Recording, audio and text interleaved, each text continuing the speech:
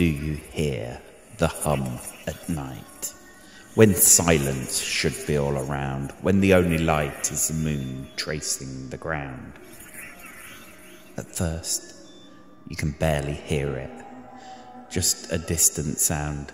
It doesn't make sense. But once you notice it, it knows you are listening, and the noise becomes more intense. Do you hear the hum? Try not to deny it when all else is quiet. Do you hear the hum? When alone in your room, when the darkness is your companion and your heart fills with doom. Do you hear the hum? The glum grind inside your ears, the dull sound that imparts fear. It sounds like interference. It could be motorways some way off in the distance, or a railway with repairs being made. But it's not. It's not. It's not. It's the beings clawing from the grave, its fingers clawing at coffin lids, through the soil they dig. It's something lurking in the dark, a terrifying creature ready to stop your heart. It's the man in black, his cloaked figure creeping. It's the reaper, out for his nightly reaping. Do you hear the hum? It's outside the window, a crescendo. Is it just animals on the prowl, or the squawk of an owl? Is it the rustle of the wind against your window frame? Then why is it calling your name? Something is coming. It's hiding in the dark, in shadows. It is stalking, ready to stop your heart. Through the midnight hours, even darkness itself cowers from the shadows that prowl, the sounds that howl. Even the darkness can't face the beast with the haunted look. It's walking slowly to not make a sound. It knows how to hide in the crevices of the mind, through those lonely times when the clocks go silent. The streetlights are retired and the bells don't chime. Even the darkness fears the visions it finds. Even darkness gets that ice-cold shiver down its spine. Something is behind. I can feel its breath against my neck. It wants to scare me to death. I can feel it pulling the noose over my head. All I have is fear and that lingering feeling of dread. Something is here, in darkest corners, where the only sound is the steady hum of rain. It's ready and waiting with outstretching hands, yearning to pull me down again. Something is coming. It's hiding in the dark. In shadows it is stalking, ready to stop your heart.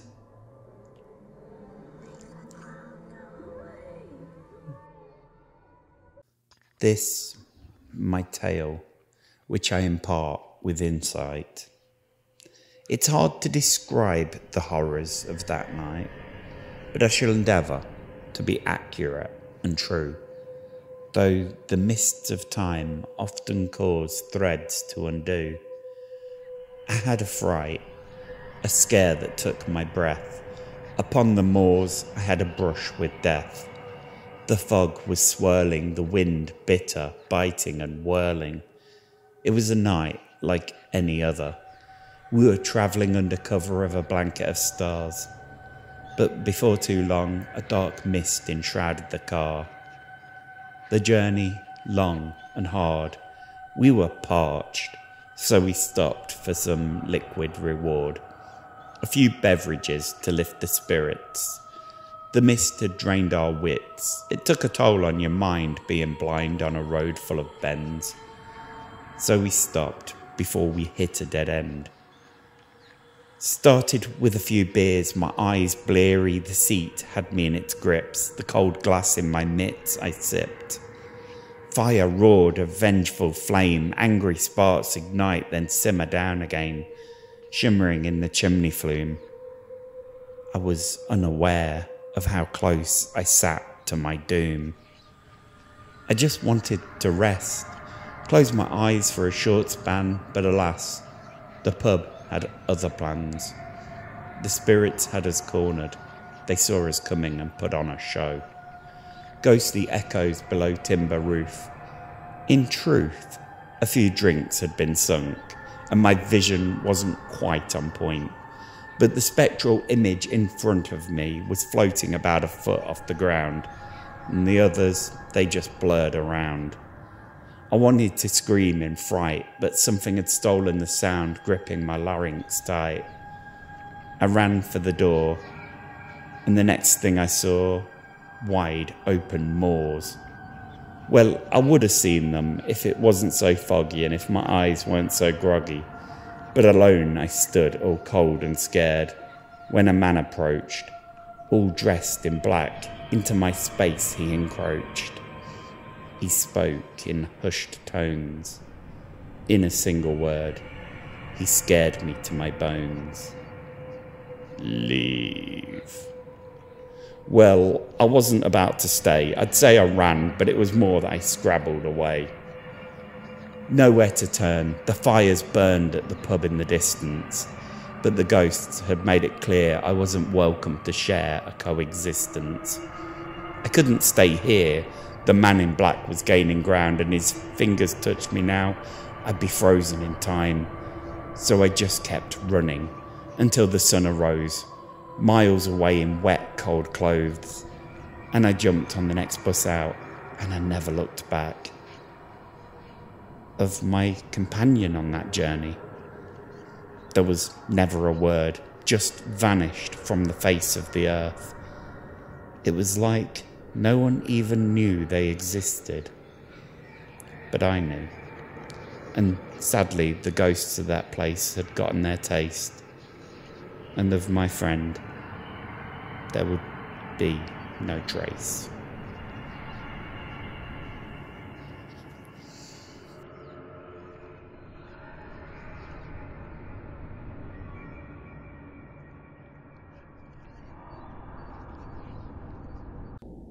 It all started with the dreams. Nightmares and visions, torturous screams. It was like we were all watching the same movie scenes played to us on internal cinema screens. Deserted wastelands, desolate red countryside, and us all fleeing, rats trying to hide. The itch began deep inside the head, like insects were crawling inside, flittering over things we've said.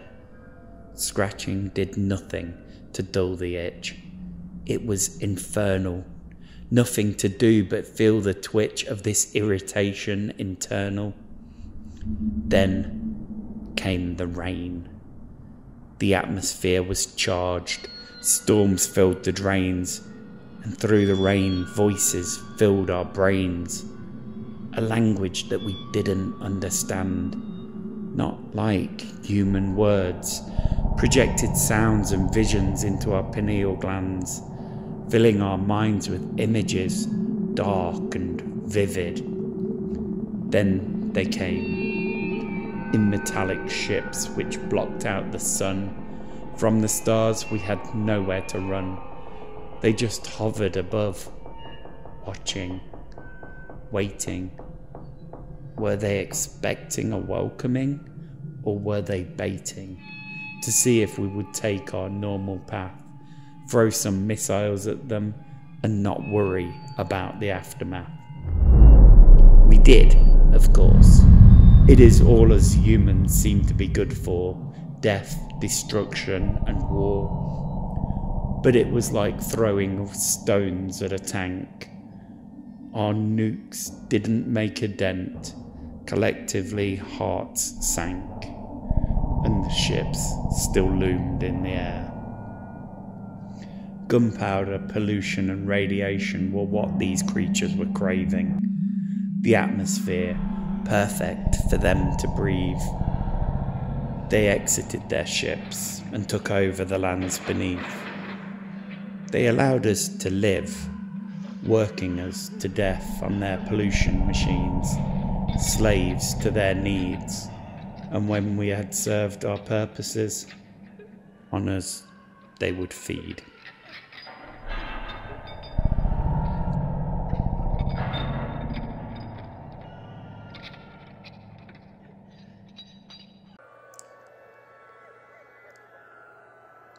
Scream if you want to go faster. He twists the gears with menacing laughter, the devilish spin of the octopus, dizzyingly turning brains to mush, to join the hordes of the living dead as they lurch around in search of heads, to pluck the brains out of their skulls.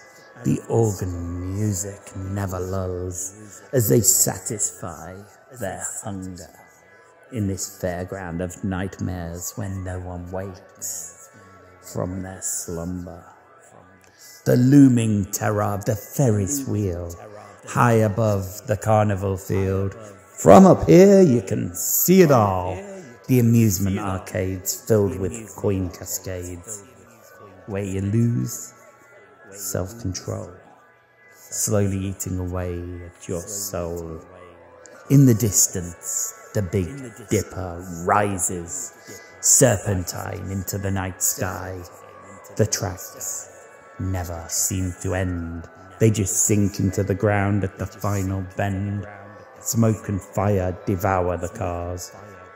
If you listen closely, you can hear a menacing snarl. Take the helter-skelter ride, spiraling down to the other side. Feel the fearful emotion of the Dodgem's car crash motion as the announcer speaks with a wicked lisp, his snake-like face burned to a crisp. Welcome to the fairground of hell. Why not ride the carousel?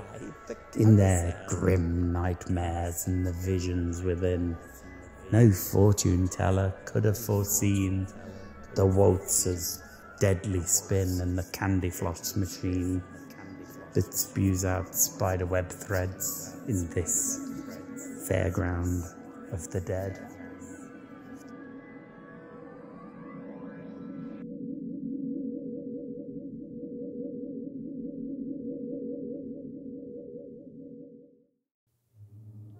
My mind is sinking to different frequencies. I'm hearing far-off notes played in all new keys. A beastly heart out on the street anxiously skips a beat. I hear the blood coursing through veins, trickling like water flowing down drains. My pulse quickens in the midnight heat. My sense of smell is heightened. I can identify the scent of colours and moods. I feel enlightened, invigorated by the moon. I can smell the change of day from evening to night, the essence of my prey taking flight. The perfume of despair lingers in the air with the aroma of fear, never far from here. My taste buds are tingling. My mouth, a million nerve endings all firing at once. Flavours mingling, I can feel the hunger for blood. It's on the tip of my tongue. I need it. I need to feed to belong. I can sense the moon up high. The light it provides, the pull of the tides, taking me along for the ride. My fur bristles with anticipation as I bound off and into the darkness of night. Bouncing through the city, I search for a bite.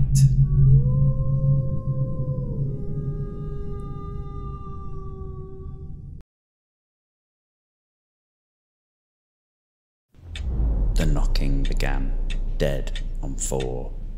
Not an hour later, nor one before. Then every night for the next week, every hour the same sounds repeat, drumming into my head, filling me with dread, the sound of the wind or the chill of the undead. It seems like sleep is not for me. I was counting sheep merrily, But the sounds, the thuds, the late night crashes, all too much, the sheet just vanish. Thud. Thud. Thud. Such a scary sound. Is it a loose door on a shed, or is someone creeping around? Is that an intruder in the living room? A spectre in the gloom? Is it one of the living dead, ready to pounce on me in my bed? The noise seems much closer now. I feel it beside my face. Earlier it was just a dull sound. Now it's like someone is tearing the walls down, invading my headspace. I can't move. The ghosts disapprove. My duvet is my only protection from the man with 4 hooves. Thud. Thud. Thud. I should get up and explore. What if it is someone knocking at my door? But why at this late hour? So instead, in my room, I hide in my bed and I shiver and cower.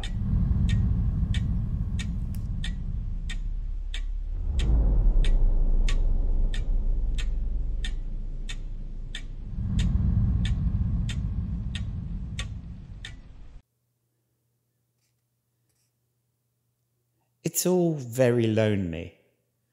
If only someone could see me. I tried to throw some pots and pans, but they just slipped through my hands. Or my hands slipped through them. Dogs greet me. Cats, well, they just screech and claw. I don't have to worry about doors anymore. You see, I'm invisible to most. Just a lonely ghost. I appear sometimes in the dead of night, in the corner of your eye, just a shimmering sight. I float by, like dust on the whistle of the wind. I make hairs bristle. I am the cold spot where the hair is thinned. As you shiver in fear, I am the voice you sometimes hear, moaning and crying in the middle of the night. I don't mean to cause such fright. When you see shadows flittering through the walls, if you feel eyes watching, or hear breathing in the halls, the rattle of chains or scratches down your window pane, that is just me, your lonely ghost floating by merrily, just reaching out for attention, affection, a lost soul wishing for resurrection. When it is dark, that's when I like to play. You don't get the same joy haunting through the day. I like to appear mysteriously, then disappear just as quickly. Just as you reach for your camera, I like to drain its batteries. This brings a smile to my see-through face as I await the doorway to my final resting place. Every night about this time, I can be found just roaming the rooms. Can be quite hard to see, what with it being dark and me mostly translucent. I blend in with the gloom, transient I float around, looking for someone to scare. Not that I want to, I'd rather bring happiness, but when you are a sad, lonely ghost, no one seems to care.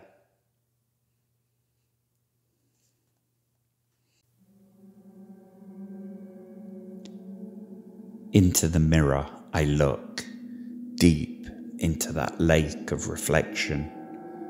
It's playing games with my perception. So many years added to this face, sagging bags that betray my age. I see wrinkles where straight lines used to be. It mimics, but is it a true reflection of me? Into its eyes I gaze, the shimmer of recognition. It is clearly a good rendition, but I feel a deep sense of suspicion. Is it the way the eyes dart just too fast, like it's trying to read my mind? Or is it the way the movements seem just a little out of time? I look deeply at the profile pointing back at me. Is it real? Poised and pouting, it is mocking, I feel. If I cried, would the tears run down his face? I have my doubts. difficult to erase. If I smile, would his lips point to the sky, or would they fall into a sneer? Would his teeth appear, sharp and vicious? Would it be malicious?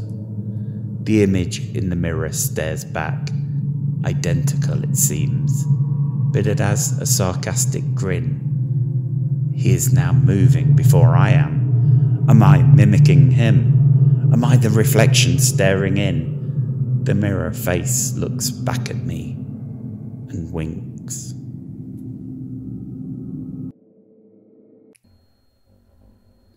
The soft patter of rain, the tinkling sound as it flows down the drain, wind whistling softly as I try to sleep. But there is someone down by my feet, a figure standing there, barely visible through the moon's glare, but I can sense the cold in the air.